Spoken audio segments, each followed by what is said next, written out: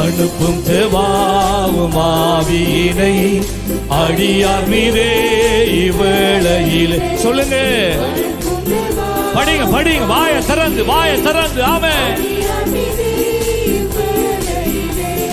பரிசுத்த ஆவி பலமாயிறங்கி பின்மாறி பெய்திடவே.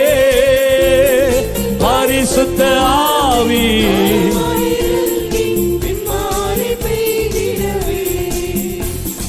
சுட்டெரிக்கும் தேவ அக்கினியே சுத்திகரிக்கும் என்னை.